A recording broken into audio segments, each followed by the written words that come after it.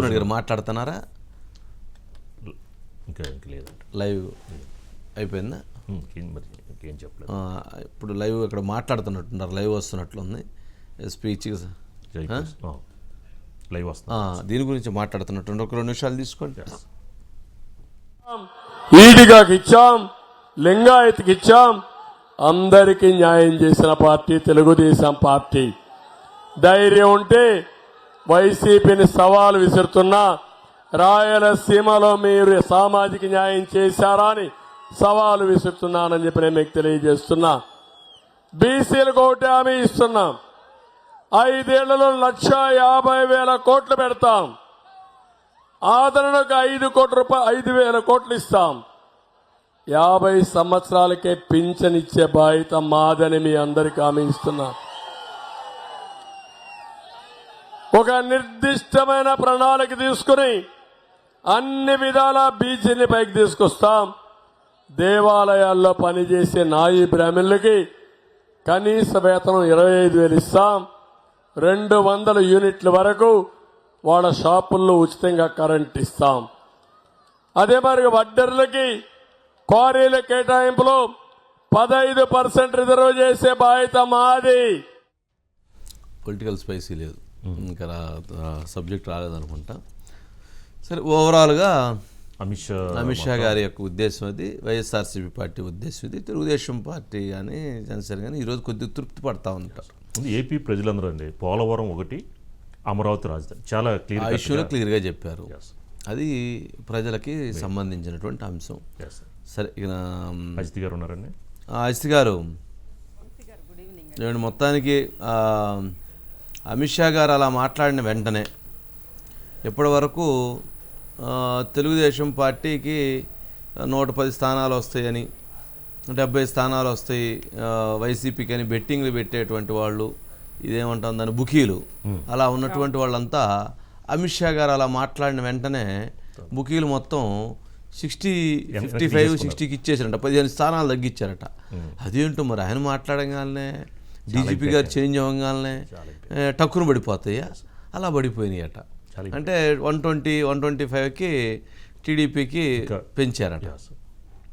అంటే ఆ ప్రభావం ప్రజల మీద ఆ ప్రభావం ఉంటుంది.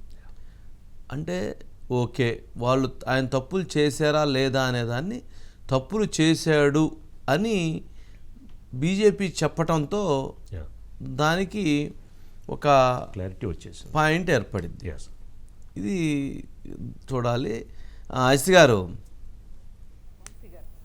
ఏమండి, అమిత్ షాకి సంబంధించి వంశీ గారు, ఈరోజు సభ వాస్తవానికి కూటమిగా వీళ్ళు బీజేపీ అదేవిధంగా టీడీపీ జనసేన కూటమిగా ఏర్పడిన తర్వాత, సరే టీడీపీ జనసేనకు సంబంధించి ఎప్పుడూ క్లారిటీ ఉంది.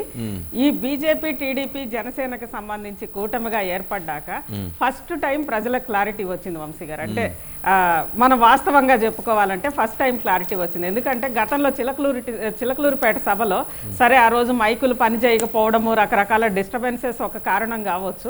అయినప్పటికీ కూడా ప్రధాని మోడీ రాష్ట్ర ప్రభుత్వానికి సంబంధించి లేదా ముఖ్యమంత్రికి సంబంధించి గట్టిగా టచ్ చేయలేదు అనే ఒక ఫీలింగ్ ఉండింది వంశీ గారు జనాల్లో. కానీ ఈరోజు అమిత్ షా పూర్తిగా చేయి చూపిస్తా అసలు ఇక్కడ ఏపీలో ఏముందో అన్ని చెప్పేశారు వంశీ గారు. అంటే భూ మాఫియా మొత్తం ఈ మాఫియానే అంతం చేస్తానన్నారు. అందులో అమిత్ షా హోంమంత్రి వంశీ గారు. అదేవిధంగా ఆయన ఎంత స్ట్రాంగో అందరికీ తెలుసు. అమిత్ షా అన్నారు అంటే అది జరిగి తీరుతుందని కూడా అందరికీ తెలుసు. ప్లస్ ఇప్పటి వరకు కూడా పొత్తు ఎందుకు అని అనేది బీజేపీ వైపు నుంచి స్పష్టంగా ఒక వాయిస్ అనేది ఈరోజు అమిత్ షా నుంచి వచ్చింది వంశీ గారు. ఎందుకు పొత్తు పెట్టుకుంటున్నాం అనేది అమరావతి రాజధాని కోసము, పోలవరం కోసము, దాంతోపాటు చంద్రబాబు నాయుడు గారు ఉన్నప్పుడే అభివృద్ధి చెందింది, ఆ తర్వాత అభివృద్ధి చెందలేదు. అదేవిధంగా అప్పుల లెక్కలు కూడా ఇంతవరకు బీజేపీ ఎక్కడా చెప్పలేదు. ఫస్ట్ టైం ఈ అప్పుల లెక్కలు చెప్పిన తర్వాత జనాలకి నమ్మకం వచ్చింది వంశీ గారు.